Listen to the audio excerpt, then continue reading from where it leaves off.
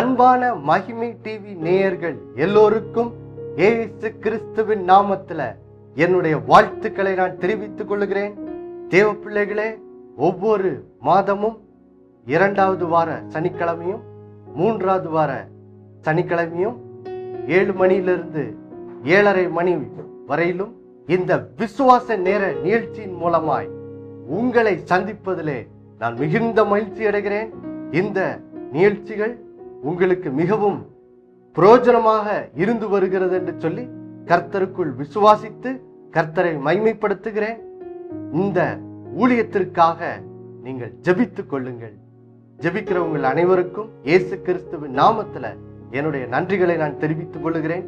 தேவ பிள்ளைகளே, இந்த நாளிலும் கூட நாம் உலகம் முழுவதும் இன்றைக்கு ஒரு காரியத்தை குறித்ததான பயம்தான் மிகவும் பெருகி இருக்கிறது. அதுதான் இந்த கொரோனா வைரஸ் என்ற வியாதியை குறித்த பயம். அதனால் தான் தேவ பிள்ளைகளே, நாம் கடந்த 2 மாதமும் சங்கீதம் 91 கர்த்தர் நம்மை எப்படி பாதுகாக்கிறவராய் இருக்கிறார். சங்கீதம் 91:10 ஆண்டவர் வாக்கு பண்ணுகிறார் அல்லவா, பொல்லாப்பு உனக்கு நேரிடாது, வாதை உன் கூடாரத்தை அணுகாது என்று சொல்லி அவர் வாக்குறுதி தந்திருக்கிறார். எப்படி இந்த வாக்கு பண்ணின நம்முடைய தேவன் அந்த வாக்கு தத்தத்திற்கு உண்மையுள்ளவராய் இருந்து எப்படியெல்லாம் நம்மை பாதுகாக்கிறார் என்ற சத்தியத்தை நாம் கடந்த 2 மாதமும் தியானித்து வந்தோம். இந்த செய்தியிலே நாம் சங்கீதம் 91 தியானத்தினுடைய பாகம் 5 நாம் என்ன செய்ய போகிறோம், பார்க்க போகிறோம். குறிப்பாக எதை தியானிக்க போகிறோம் என்றால், சங்கீதம் 91 5-6 வசனத்திலே சொல்லப்பட்டிருக்கிற அந்த ஆசீர்வாதத்தை தான், அந்த பாதுகாப்பின் ஆசீர்வாதத்தை தான் நாம் தியானிக்க போகிறோம். வாசிக்கிறேன் பாருங்கள். சங்கீதம் 91:5-6. இரவில் உண்டாகும் பயங்கரத்துக்கும், பகலில் பறக்கும் அம்புக்கும், இருளில் நடமாடும் கொள்ளை நோய்க்கும், மத்தியானத்தில் பாழாக்கும் சங்காரத்துக்கும் பயப்படாதிருப்பாய். ஆம் பிரியமானவர்களே, இங்கே இந்த 6வது வசனத்தின் முடிவிலே ஆண்டவர் நமக்கு ஒரு அருமையான ஆசீர்வாதத்தை சொல்லுகிறார். அது என்னது? இருளில் நடமாடும் கொள்ளை நோய்க்கும். அதாவது நாம் இந்த உலகம் முழுவதும் கேட்கிற இந்த கொரோனா வைரஸ் செய்தி, இந்த கொள்ளை நோய்கள், இப்படியெல்லாம் உலகத்திலே செய்திகள் பரவினாலும் நாம் இதை கேட்டு எப்படி இருப்போமா? பயப்படாதிருப்போம் என்று சொல்லி ஆண்டவர் இங்கே சொல்லுகிறார் பாருங்கள் தேவ பிள்ளைகளே. ஆம் பிரியமானவர்களே, எப்படி நாம் பயப்படாதிருப்பது? ஒருவேளை நம்மை சுற்றி மிகவும் வேதனையான செய்திகளை கேட்கலாம். இது நம்முடைய உள்ளத்திலே பயங்களை உண்டாக்கும் பாருங்கள். ஆனால் ஆண்டவர் சொல்லுகிறார், உன்னதமானவரின் மறைவில் இருக்கிறவன், சர்வ வல்லவருடைய நிழலில் தங்குகிற ஒரு தேவனுடைய பிள்ளை எப்படி இருப்பானா? இப்படிப்பட்ட வேதனையான செய்திகளை கேட்கும் போது இருளில் நடமாடும் கொள்ளை நோக்கி எப்படி இருப்பான்? பயப்படாதிருப்பான். ஆம் பிரியமானவர்களே, இந்த எப்படி பயப்படாதிருப்பது, இதை தான் நாம் ஆழமா என்ன செய்ய போகிறோம், தியானிக்க போகிறோம் பாருங்கள். தேவ பிள்ளைகளே, நாம் பயப்படாது இருப்பது மிகவும் முக்கியம் பாருங்க. ஏனென்றால் ஒரு தேவனுடைய பிள்ளை இப்படிப்பட்ட வேதனையான செய்திகளை கேட்கும் போது பயப்படாது இருக்கும் போதுதான் சங்கீதம் 91:7 என்ன செய்கிறது, ஒரு தேவனுடைய பிள்ளையினுடைய வாழ்க்கையில் என்ன செய்கிறது, நிறைவேறுகிறது பாருங்க. அது என்னது? உன் பக்கத்தில் 1000 பேரும் உன் வலது புறத்தில் 10,000 பேர் விழுந்தாலும் அது உன்னை என்ன செய்யாது, அணுகாது.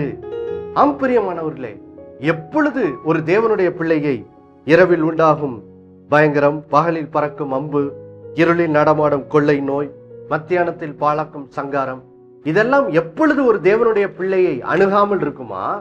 6வது வசனத்தில் சொல்லியிருக்கிறது அல்லவா, பயப்படாதிருப்பாய். நாம் பயப்படாதிருக்கும் போதுதான் இப்படிப்பட்ட பொல்லாப்பு, தீமை, வேதனைகள் நம் வாழ்க்கையை அணுகாது என்று சொல்லி வேதம் என்ன செய்கிறது, சொல்லுகிறது பாருங்கள். இதிலிருந்து நமக்கு என்ன தெரிகிறது? நாம் வாதை நம் கூடாரத்தை அணுகாது என்ற வார்த்தையை நம்முடைய வாழ்க்கையிலே ஒவ்வொரு நாளும் அனுபவிப்பதற்கு திறவுகோலே நாம் பயப்படாதிருக்க வேண்டும். இப்பொழுது இப்படி நாம் சொல்லும் போது உங்களுடைய உள்ளத்திலே ஒரு கேள்வி வரும், அது எப்படி பயப்படாம இருக்க முடியும்? பயந்தாதானே இப்படிப்பட்ட செய்திகளை கேட்கும் போது பயம் வருவது அது சாதாரண காரியம் தானே. எல்லாரும் பயப்படதான் செய்வாங்க. ஆனா வேதம் சொல்லுகிறது பயப்படாதிருப்பாய். அது எப்படி அப்படிலாம் வாழ்வது முடியாதல்லவா அப்படின்னு சொல்லி உங்க மனதுல என்ன செய்யலாம், ஒரு எண்ணம் என்ன செய்யலாம் வரலாம். பாருங்கள் தேவ பிள்ளைகளே, வேதம் நீ பயப்படாதிருப்பாய் என்று சொல்லும் போது அது வெறுமையாக சும்மா சாதாவாக ஒரு உலக மனிதன் நான் பயப்பட மாட்டேன் அப்படின்னு சொல்லி தன்னுடைய மனதுல ஒரு முடிவு எடுத்துட்டு நான் பயப்பட மாட்டேன் அப்படின்னு சொல்லி எந்த ஒரு தான் சொல்லுகிற அந்த வார்த்தைக்கு ஒரு அஸ்திபாரம் இல்லாமல் பாருங்கள் உலக மனிதர்கள் என்ன செய்வார்கள், நான் பயப்பட மாட்டேன் என்று சொல்லுவார்கள். ஆனா வேதம் நீங்கள் பயப்படாதிருப்பாய் என்று சொல்லும் போது அதற்கு பின்னாடி ஒரு காரணம் இருக்கிறது. பாருங்க, நாம் பயப்படாம இருக்க முடியும். ஏன் என்றால் பாருங்கள் தேவ பிள்ளைகளே, 4வது வசனம் சங்கீதம் 91:4 அதற்கு காரணத்தை நாம் என்ன செய்கிறோம், வாசிக்கிறோம். பாருங்கள், அவர் தமது சிறகுகளாலே உன்னை மூடுவார், அவர் செட்டைகளின் கீழே அடைக்கலம் புகுவாய், அவருடைய சத்தியம் உனக்கு பரிசையும் கேடகமாகும் என்று சொல்லி வேதம் சொல்லுகிறது. பாருங்க தேவ பிள்ளைகளே, எப்பொழுது நாம் இரவில் உண்டாகும் பயங்கரத்துக்கும் பகலில் பறக்கும் அம்புக்கும் இருளில் நடமாடும் கொள்ளை நோக்கியும் மத்தியானத்தில் பாழாக்கும் சங்காரத்துக்கும் எப்பொழுது நாம் பயப்படாது இருப்போம். பாருங்கள், இங்கே 5வது வசனத்திலே அதற்கான அந்த பயப்படாதிருப்பாய் என்ற அந்த சத்தியத்திற்கு அடிப்படை அஸ்திபாரம் காரணத்தை தருகிறது. பாருங்க, கர்த்தருடைய வார்த்தையின் சத்தியம்தான் நம்மை பாதுகாக்கும் பரிசையும் கேடகமா என்ன செய்கிறது இருக்கிறது. இப்பொழுது ஒரு தேவனுடைய பிள்ளை தேவனுடைய வார்த்தை இயேசு சிலுவையிலே எந்த அளவுக்கு நம்மை பயத்திலிருந்து விடுவிக்கும்படி எப்படியெல்லாம் அவர் சிலுவையில பாடுபட்டார், அவருடைய இரத்தத்தினால் நாம் எப்படி இந்த பொல்லாத பயம் என்னும் வேதனையிலிருந்து எப்படி விடுவிக்கப்பட்டிருக்கிறோம் என்ற அந்த சத்தியத்தை ஒரு தேவனுடைய பிள்ளை புரிந்து அந்த சத்தியத்தை தன்னுடைய கேடகமாய் வைத்து வாழும் போது இப்பொழுது நீங்கள் என்ன செய்வீர்கள், பயப்படாது இருப்பீர்கள். பிரியமானவர்களே, சும்மா பயப்படாம இருக்க முடியாது. ஏன்னா பயம் என்பது இயற்கையா எல்லாருக்கும் வரும் பாருங்க. ஆனா நமக்கு பயத்திலிருந்து நம்மை பாதுகாப்பதற்கு தேவன் ஒரு கேடகத்தை நமக்கு என்ன செய்திருக்கிறார், தந்திருக்கிறார். கேடகம் என்றால் என்ன அர்த்தம் பாருங்க, ராஜாக்களின் நாட்களிலே போர் வீரர்கள் போர் செய்யும் போது தங்களை பாதுகாப்பதற்கு என்ன செய்வார்கள், கேடகத்தை பிடித்திருப்பார்கள். அது நமக்கு நன்றாக தெரியும். இப்பொழுது இங்கே சங்கீதம் 91:5 ஆண்டவர் என்ன சொல்லுகிறார், அவருடைய வசனமாகிய சத்தியம் நம்மை பாதுகாக்கிற கேடகமாக என்ன செய்கிறது இருக்கிறது. இப்பொழுது ஒரு தேவனுடைய பிள்ளை கர்த்தருடைய சத்தியத்தை விசுவாசித்து அந்த சத்தியத்திலே வாழும் போது அந்த நீங்கள் அறிந்து கொண்ட சத்தியம், தேவ வசனத்தின் சத்தியம் உங்களை பயத்திலிருந்து பாதுகாக்கும் கேடகமா என்ன செய்கிறது இருக்கிறது. பாருங்கள் தேவ பிள்ளைகளே, ஆதலால் இந்த வார செய்தியிலும் அடுத்த வார செய்தியிலும் இயேசு கிறிஸ்து சிலுவையிலே நம்மை பயத்திலிருந்து விடுவிப்பதற்கு என்னவெல்லாம் செய்திருக்கிறார் என்பதை நாம் ஆழமா என்ன செய்ய போகிறோம், தியானிக்க போகிறோம். இந்த செய்தியிலே நாம் என்ன தியானிக்க போகிறோம் என்றால், தேவ பிள்ளைகளே, நாம் வாசிக்க திருப்பலாம். பாருங்கள், ஆதியாகமம் 3ஆம் அதிகாரத்துக்கு நாம் போவோம். பாருங்கள், ஆதியாகமம் 3ஆம் அதிகாரத்துல தான் பாருங்கள் நாம் ஏன் இந்த உலகத்திலே பயத்தினால் வேதனைப்படுகிறோம், பயம் எங்கிருந்து வந்தது என்ற சத்தியத்தை நாம் ஆதியாகமம் 3ஆம் அதிகாரத்தில் என்ன செய்கிறோம், வாசிக்கிறோம். பாருங்கள், வாசிக்கிறேன். ஆதியாகமம் 3ஆம் அதிகாரம் 9-10 வசனங்களை வாசிக்கிறேன். பாருங்கள், அப்பொழுது தேவனாகிய கர்த்தர் ஆதாமை கூப்பிட்டு நீ எங்கே இருக்கிறாய் என்றார். அதற்கு அவன், நான் தேவரீருடைய சத்தத்தை தோட்டத்திலே கேட்டு நான் நிர்வாணியாய் இருப்பதனால் பயந்து ஒளிந்து கொண்டேன் என்றான். தேவ பிள்ளைகளே, வேதத்திலே முதல் ஒரு மனிதன் பயப்படுகிற அந்த சம்பவத்தை இங்கே ஆதியாகமம் 3:10 என்ன செய்கிறோம், வாசிக்கிறோம். பாருங்கள், இங்கே தேவனாகிய கர்த்தர் ஆதாமையும் ஏவாளையும் ஏதேன் தோட்டத்தில் என்ன செய்கிறார், தேடி வருகிறார் அவர்களோடு பேசும்படி. இப்பொழுது ஆதாமும் ஏவாளும் தேவரீரோட சத்தத்தை கேட்டவுடன் என்ன செய்கிறார்கள் பாருங்கள். இதுக்கு முந்தைய வசனங்களிலே ஆதாமும் ஏவாளும் எப்படி தேவன் விலக்கின அந்த கனியை புசித்து எப்படி ஆண்டவருக்கு விரோதமாய் பாவம் செய்து நிர்வாணியானார்கள் என்பதை நாம் வாசிக்கிறோம். ஆதியாகமம் 3ஆம் அதிகாரம் 5-6 வசனங்களிலே. இப்பொழுது பாருங்கள், ஆதாமும் ஏவாளும் பாவம் செய்து விட்டார்கள். பாவம் செய்தது நிமித்தமாய் அவர்கள் பாருங்கள், ஆண்டவர் சொன்ன அந்த தண்டனை, நீ அந்த பழத்தை சாப்பிடும் நாளிலே சாகவே சாவா என்று சொல்லி ஒரு அந்த பாவத்திற்கான தண்டனை என்ன செய்திருந்தார். ஏற்கனவே ஆதியாகமம் 2ஆம் அதிகாரத்திலே தேவன் ஆதாம் ஏவாள் இடத்தில் சொல்லியிருந்தார்.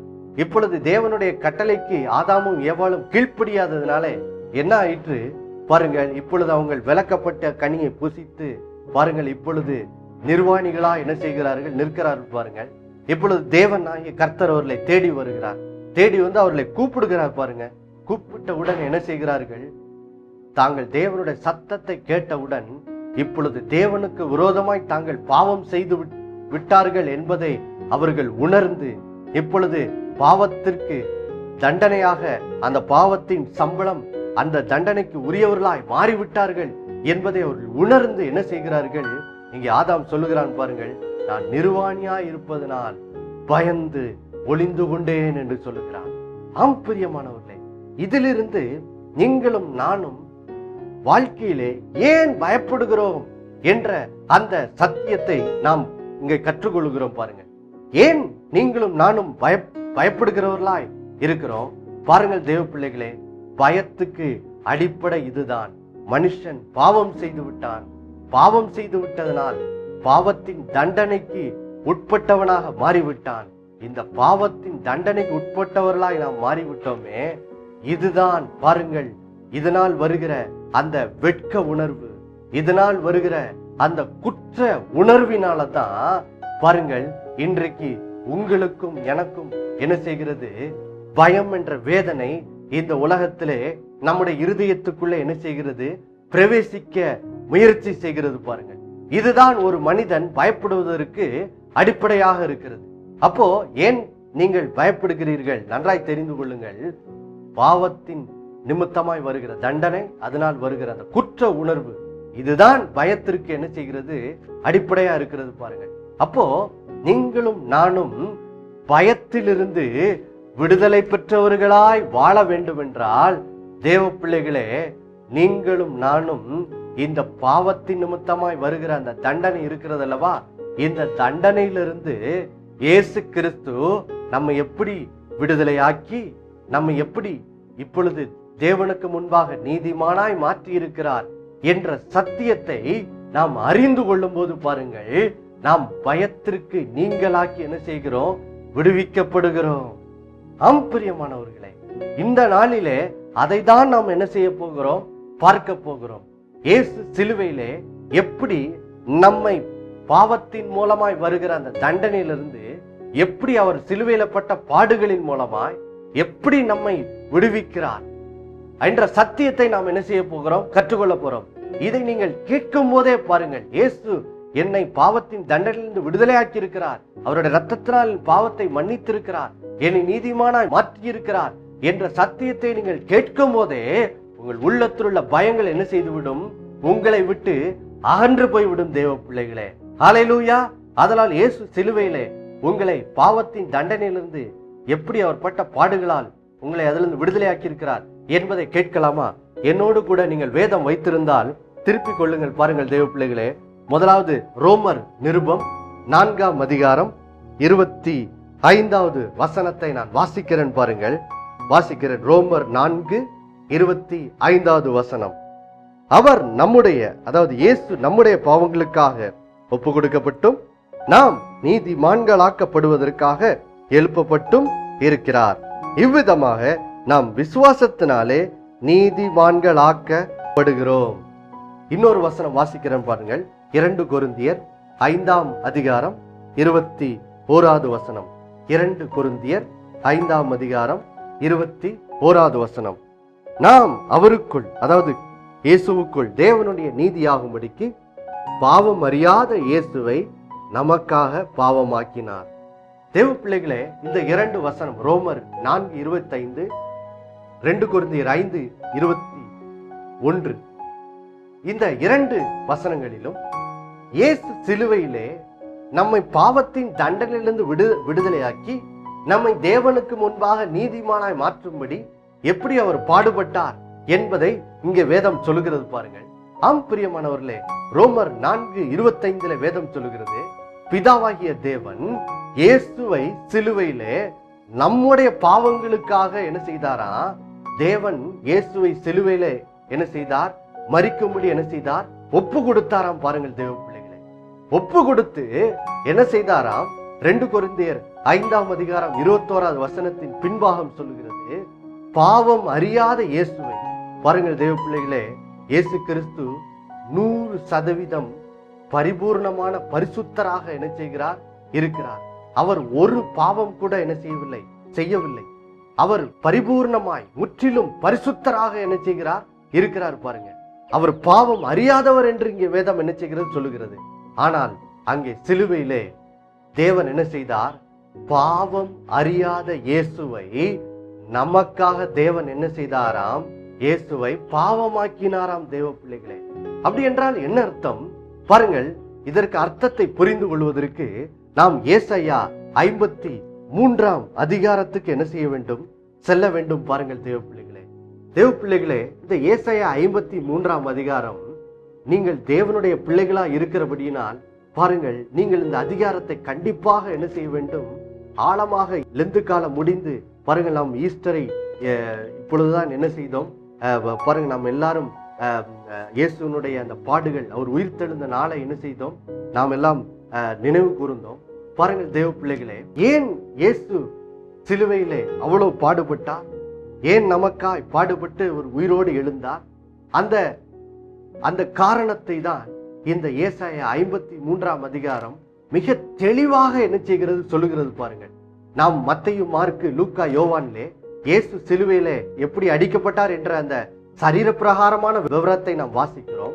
ஆனால் இயேசு எதற்காக சிலுவையில் அடிக்கப்பட்டார் என்ற அந்த சத்தியத்தை இங்கே ஆண்டவர் பழைய ஏற்பாட்டிலேயே பாருங்கள், ஏசாயா தீர்க்கதரிசியின் மூலமாக தெளிவாக இயேசு சிலுவையிலே மரிப்பதற்கு 700 ஆண்டுகளுக்கு முன்பாகவே மிக தெளிவாக தேவன் என்ன செய்திருக்கிறார்? ஏசாயா தீர்க்கதரிசியின் மூலம் தீர்க்க தரிசனம் என்ன செய்திருக்கிறார்? உரைத்திருக்கிறார். பாருங்கள், அந்த ஏசாயா 53 பாருங்கள் 10 இயேசு பாருங்கள், நாம் அங்கே 2 கொரிந்தியர் 5:21 வாசித்தோம் அல்லவா?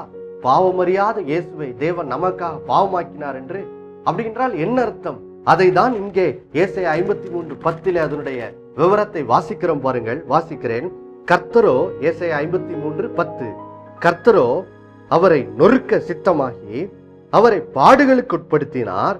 அவருடைய ஆத்துமா தன்னை குற்ற நிவாரண பலியாக ஒப்பு கொடுக்கும் போது அவர் தமது சந்ததியை கண்டு நீடித்த நாளா இருப்பார். கர்த்தருக்கு சித்தமானது அவர் கையினால் வாய்க்கும். பிரியமானவர்களே, இங்கே சிலுவையிலே தேவன் எப்படி இயேசுவை, பாவமறியாத இயேசுவை நமக்காக பாவமாக்கினார், அப்படி என்றால் என்ன அர்த்தம் அப்படிங்கிற அந்த காரியத்தை இங்கே ஏசாயா 53:10 வாசிக்கிறோம். பாருங்கள் தேவ பிள்ளைகளே, இயேசு அங்கே சிலுவையிலே தொங்கும் போது என்ன ஆயிற்று? நம்ம எல்லாருக்கும் தெரியும். சிலுவையிலே அவர் சொன்ன 4வது வார்த்தை, என் தேவனே, என் தேவனே, ஏன் என்னை கைவிட்டீர் என்று சொல்லி இயேசு கதறினார் அல்லவா? அதனுடைய காரணத்தை தான் அங்க வாசிக்கிறோம். பாருங்க, ஏன் அப்படி கதறினார்? பாருங்கள், அங்கே சிலுவையில தொங்கும் போது பிதாவாகிய தேவன் என்ன செய்தாரா? இயேசுவை நொறுக்க சித்தமாகி இயேசுவை சிலுவையில என்ன செய்தாரா? பாடுகளுக்கு உட்படுத்தினார். எப்படி பாடுகளுக்கு உட்படுத்தினார்?